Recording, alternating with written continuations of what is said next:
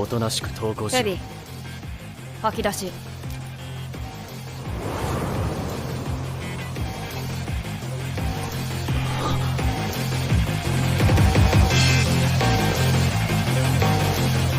くすったれ。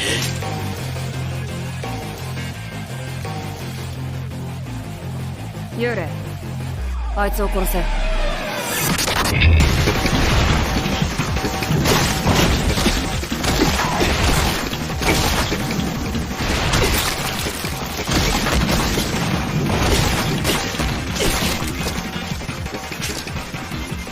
前よりも動けるな。僕の力を使えばね、君の右目は少し先の未来が見えるよ。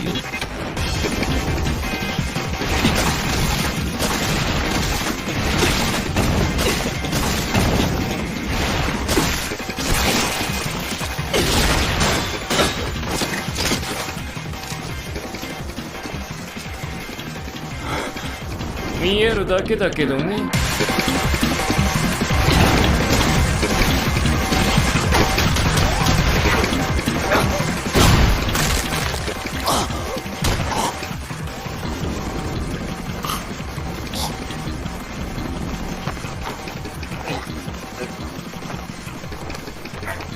そのまま絞め殺せ。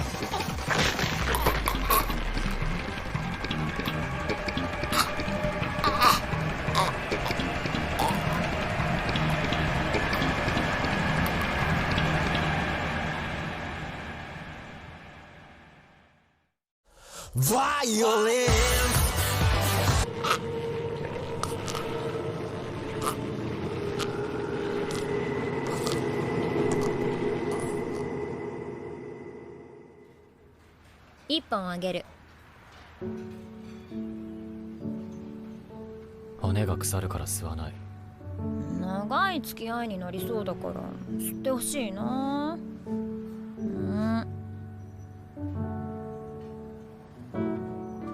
一本だけ吸ってやる。一生で吸うタバコはこの一本だけだ。やったー。火つけてあげる。未成年に吸わせるなんて最低な先輩だな。未成年なの？そうだけど。じゃあ吸っちゃダメに決まってんじゃ